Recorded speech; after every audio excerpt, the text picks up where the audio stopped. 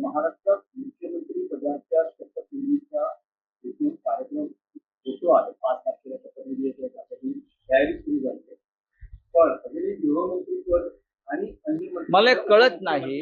भारतीय जनता पक्ष जगातला पहिला क्रमांकाचा पक्ष, नरेंद्र मोदींसारखा मजबूत नेता, अमित शहासारखा मजबूत नेता महाराष्ट्रात, देवेंद्र फडणवीस वगैरे वगैरे वगैरे, एका गृहमंत्री पदावरून या महाराष्ट्र राज्याचं सरकार अधांतरी लटकून पडलेलं आहे.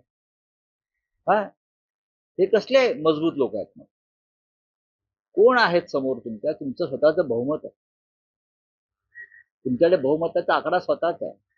तुमच्या बरोबर अजित पवार आहेत 40 लोक घेऊन. शिंदे गटाचे लोक आहेत नाहीत मला माहित नाही भविष्यात काय करतील.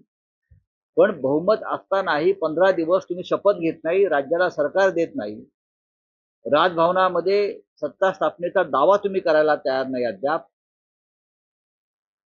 तुमचे जे समर्थक आमदार आहेत त्यांची नावं तुम्ही द्यायला तयार नाही. राज्यपालाकडून तुम्ही सरकार स्थापनेचं निमंत्रण घेतलेलं नाही आणि तुम्ही मांडव घातला.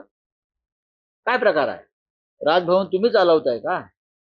आणि हे एका गृहमंत्री पदावरून थांबलेलं नाहीये, तुम्ही लक्षात घ्या. भारतीय जनता पक्षाने मनात आणलं तर हे समोरचे जे काय मागण्या करतायत ना, एका मिनिटात चिडून टाकते. काय डरपोक लोक आहेत सगळे, ईडी सीबीआयला घाबरून पळून गेलेले लोक आहेत. आणि जे निवडून आलेले आहेत ते का स्वबळावर निवडून आलेले नाहीयेत. ते कसे निवडून आले, कोणत्या माध्यमातून निवडून आले हे भाजपला माहिती आहे आणि त्यांनाही माहिती आहे. त्यांना जनमताचा पाठिंबा अजिबात नाहीये, लक्षात घ्या. परत परत मी तुम्हाला सांगतोय. पण एका गृहमंत्री पदावरून हे सरकार लटकलेलं नाही. यामागे काही वेगळी कारण आहेत का? आमच्याकडली माहिती आम्ही देऊ ना. पण फक्त एक गृहमंत्री पद हा वादाचा विषय सरकार स्थापनेमधला असू शकत नाही. अनेक राज्यामध्ये भारतीय जनता पक्षानं सरकार बनवलेली आहेत, आपल्या मित्रांबरोबर बनवली आहेत, स्वतंत्रपणे बनवली आहेत. प्रस्थापित मुख्यमंत्र्यांना डावलून नवीन लोक आणलेले आहेत.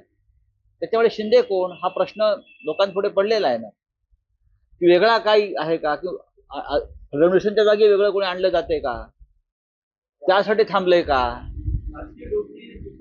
तर या सगळ्या गोष्टीचा उलगडा उद्यापर्यंत व्हायला पाहिजे, नाहीतर आम्ही ते पुस्तक आमचं बंद आहे ते उघडू. तुम्हाला काय वाटतं की शिंदे शिवसेनेला गृहमंत्रीपद का हवं? शिंदे सेनेला गृहमंत्रीपद यासाठी हवं आहे की त्यांना पोलिसांचे सलाम हवेत. पोलीस यंत्रणा वापरून त्यांनी अनेकांवरती खोटे गुन्हे दाखल केले, दहशत निर्माण केली, निवडणुका लढण्याचा प्रयत्न केला.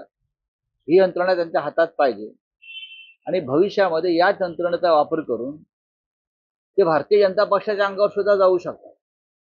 ही त्यांची वृत्ती आहे आणि विकृती सुद्धा आहे. दुसऱ्या क्रमांकाचं खातं हे गृह खातं आहे, पण मुख्यमंत्री गृह खातं आपल्याजवळ ठेवतो, देवेंद्रजींनी ठेवलेलं आहे. कारण जेव्हा जेव्हा आम्ही त्यांच्याशी पूर्वी चर्चा करायचो तेव्हा ते सांगायचे की उद्धव ठाकरेंनी गृह खातं दुसऱ्या पक्षाला द्यायची चूक करू नये, आमचं तेच म्हणणं होतं.